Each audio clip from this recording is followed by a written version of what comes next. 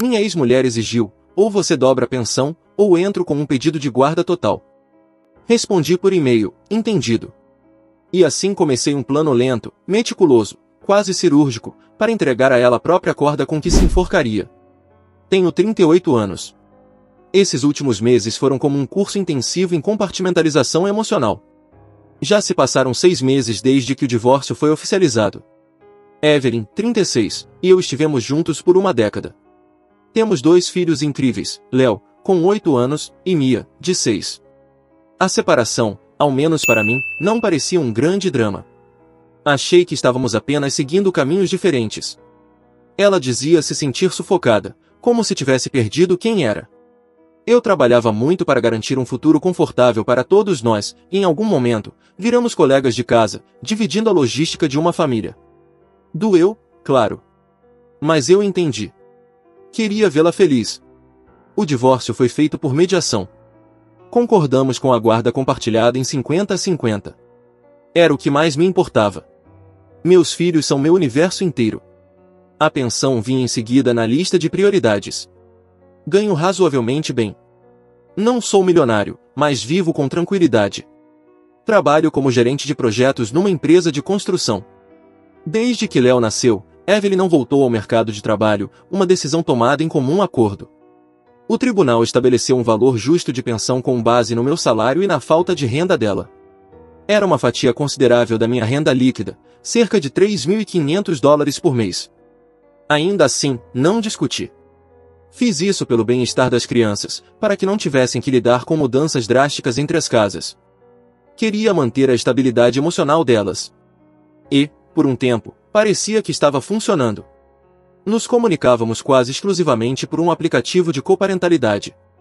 As entregas e retiradas das crianças eram cordiais. Os 2 pequenos estavam se adaptando bem. E eu também. Comecei a reencontrar meu ritmo, respirar novamente, me reconhecer fora do papel de marido. Mas aí, semana passada, recebi um e-mail. No campo do assunto, urgente, pensão e guarda. A mensagem em si era direta, seca, e me acertou como um soco no estômago. Era da Evelyn. Sem rodeios, sem introdução. A pensão atual não é suficiente para eu manter um lar adequado para as crianças. Consultei um novo advogado e estou solicitando um aumento imediato para $7.000 mensais. Caso você não aceite, entrarei com pedido de modificação do acordo de guarda e solicitarei a custódia total, pois não posso garantir a segurança deles com o valor atual. Preciso da sua resposta em 24 horas. Li 3 vezes. Meu sangue gelou. Guarda total. A única coisa que poderia me destruir por completo. E ela sabia disso. Não se tratava de dinheiro. Era pura ameaça. Um jogo de poder. Minhas mãos tremiam, não de medo, mas de uma raiva fria e afiada. A imagem que eu ainda tinha dela, uma mãe razoável, minha antiga parceira, se quebrou como vidro. Pensei em todas as possíveis reações. Ligar e gritar. Implorar. Escrever um e-mail raivoso, relembrando cada sacrifício que fiz. Mas respirei fundo. Era isso que ela esperava. Uma explosão emocional que ela poderia usar contra mim. Ela contava com minha impulsividade. Mas o jogo agora precisava ser estratégico, não sentimental. Abri uma resposta. Meus dedos pairaram sobre o teclado por 1 minuto. Digitei uma única palavra. Entendido. Enviei. E então criei uma pasta no computador com o nome Projeto Nigingari.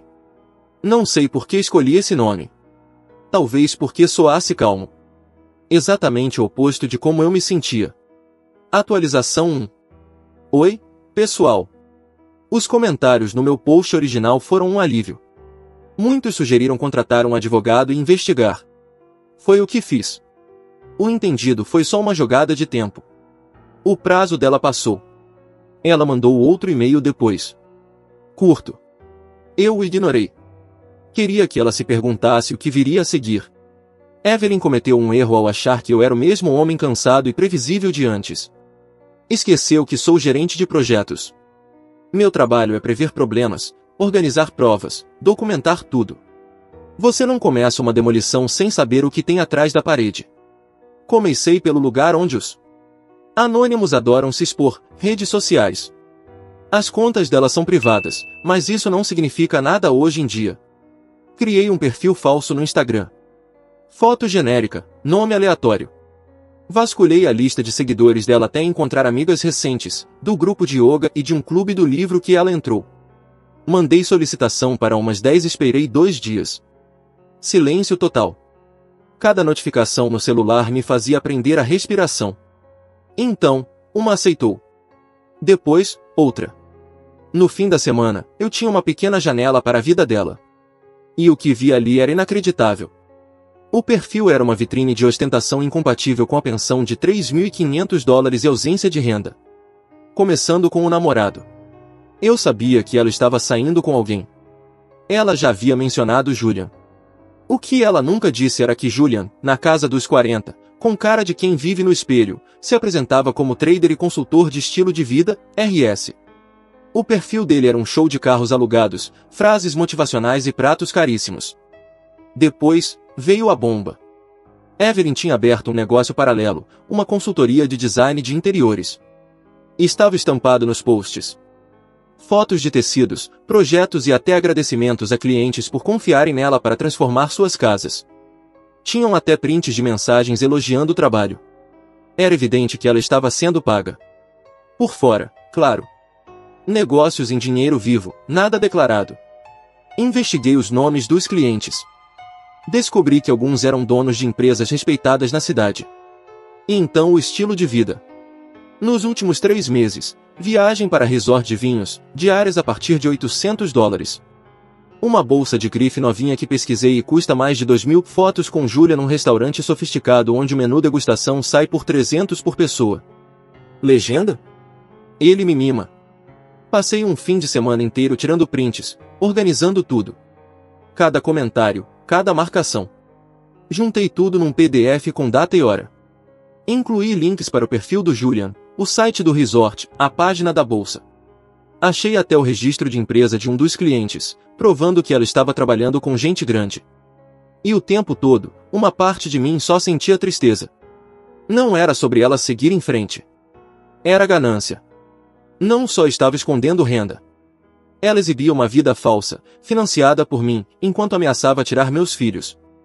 Essa tristeza virou determinação a cada clique. Na manhã de segunda, fui até o escritório do meu advogado, David. Um rapaz tranquilo, direto ao ponto. Eu coloquei tudo na mesa. A ameaça por e-mail. O PDF com todas as provas organizadas. David, meu advogado, rolava o arquivo no tablet, analisando com um olhar indecifrável. O silêncio parecia eterno. 5 minutos que pareciam 5 horas. Até que ele finalmente levantou os olhos e disse, num tom calmo, mas sério. Mark, isso aqui é um presente. Mas é um presente que precisa ser manuseado com cuidado. Isso não é apenas munição para contestar a tentativa dela de obter a guarda total. Isso é prova clara de falso testemunho e fraude financeira. Ela jurou, sob pena de perjúrio, que não tinha outra fonte de renda nem expectativa de obter uma. Ele disse que não iríamos responder diretamente a Evelyn. A estratégia seria ir direto ao tribunal. Ele se comprometeu a redigir uma petição para forçá-la judicialmente a apresentar novos documentos, declarações financeiras atualizadas, extratos bancários de todas as contas e uma avaliação vocacional completa. O PDF seria anexado como prova a. Ele explicou que precisaria de alguns dias para deixar tudo impecável. Assim que fosse protocolado, ela seria oficialmente notificada. E aí o tempo começaria a correr contra ela. A espera pela petição ser finalizada foi um tormento. Cada dia parecia se arrastar como uma eternidade. Mas eu sabia que ele estava certo. Aquilo precisava estar irrefutável. Atualização 2. A petição foi protocolada há cerca de 2 semanas. E, durante uma semana inteira depois disso, silêncio absoluto. Nenhuma mensagem, nenhuma ligação, nenhuma movimentação.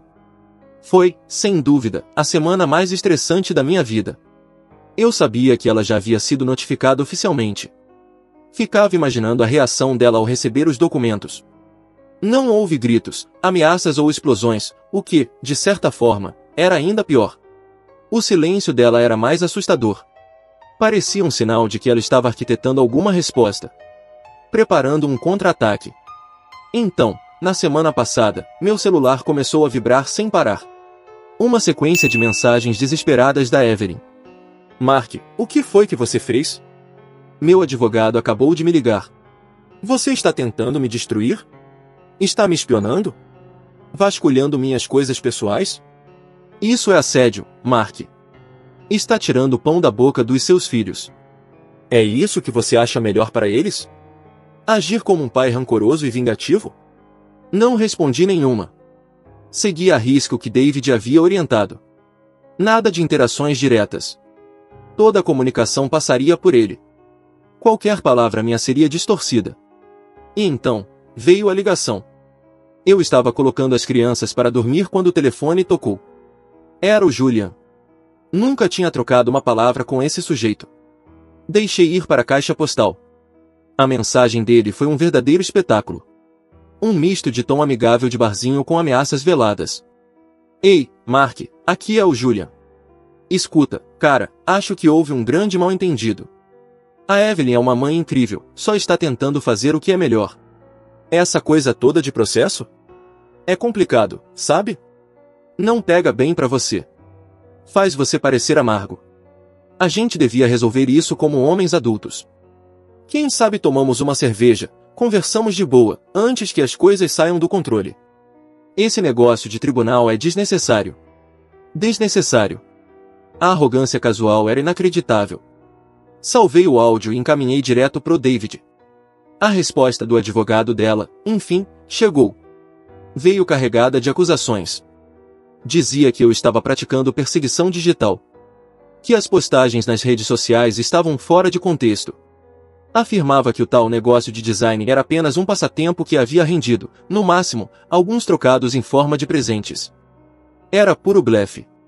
Puro teatro jurídico. David respondeu de forma curta e precisa. Disse que aguardava com entusiasmo a chance de esclarecer o contexto real em uma futura audiência sob juramento, e que mal podia esperar pelos extratos bancários, que certamente comprovariam a versão dela. Mais uma semana de silêncio. E então, Evelyn fez a jogada mais baixa possível. Hoje à tarde, recebi uma ligação do Conselho Tutelar.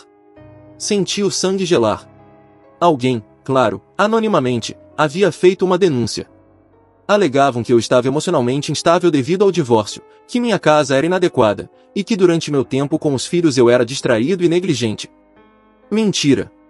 Uma invenção nojenta. Mas o problema é que o sistema precisa apurar. Eles são obrigados a investigar. Isso significa visitas domiciliares. Entrevistas comigo e com as crianças. Liguei para David imediatamente, e pela primeira vez, minha voz falhou. Esse foi o meu limite. Eles envolveram os meus filhos, David. Estão tentando me pintar como um pai perigoso. David ficou em silêncio por alguns segundos. Depois soltou um suspiro profundo e furioso. Isso é um clássico de gente canalha, Mark. Serve só para tentar te assustar e fazer você desistir. Mas você não pode permitir que funcione. É puro desespero. Registre absolutamente tudo. Deixe o resto comigo. Ele estava certo. Senti o estômago embrulhar, mas engoli a angústia. Não era hora de quebrar. Era a guerra. E ela havia levado o conflito a um nível que eu jamais imaginaria. Atualização final. A visita do conselho foi um pesadelo. Uma mulher gentil, mas visivelmente exausta, apareceu no meu apartamento. Inspecionou cada cômodo, conferiu a geladeira, olhou os quartos das crianças. Conversou comigo por meia hora. Depois, separadamente, falou com Léo e Mia, de maneira calma, adaptada à idade deles. Foi a hora mais tensa da minha vida. Ver meus filhos tendo que responder perguntas de uma estranha sobre a nossa rotina, por conta das mentiras venenosas da mãe deles, acendeu uma chama dentro de mim que nunca vai se apagar. Antes de sair, a assistente social comentou que a denúncia parecia completamente infundada.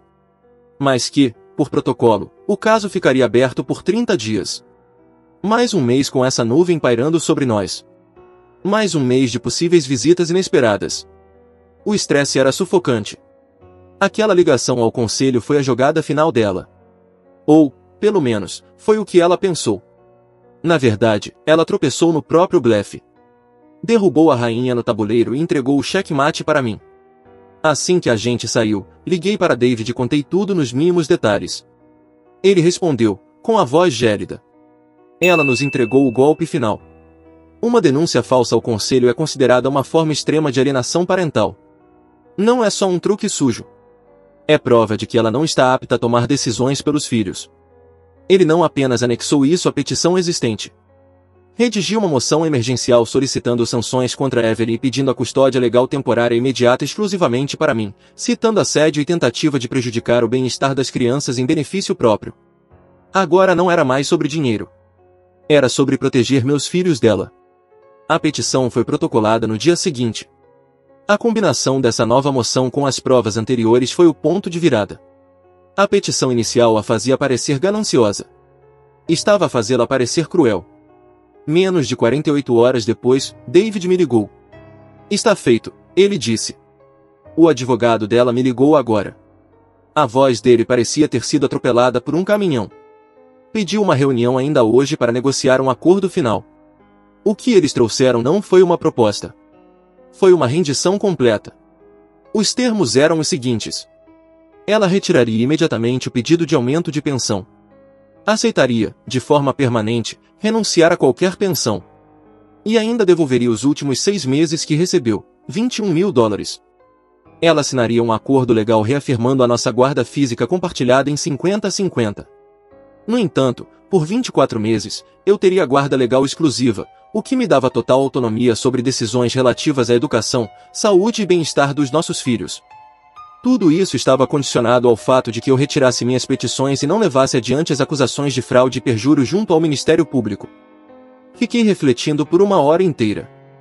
Uma parte de mim, aquela mais amarga, queria recusar. Queria vê-la em pé diante de um juiz tentando justificar a ligação para o conselho tutelar. Queria ver Julian sendo questionado sob juramento sobre seu trabalho como consultor de estilo de vida. Mas aí pensei no Léo e na Mia. Numa investigação criminal contra a mãe deles. Que impacto isso causaria? Eles ainda a amam, mesmo com tudo. Ela continua sendo a mãe deles. Minha batalha era com ela, não com eles.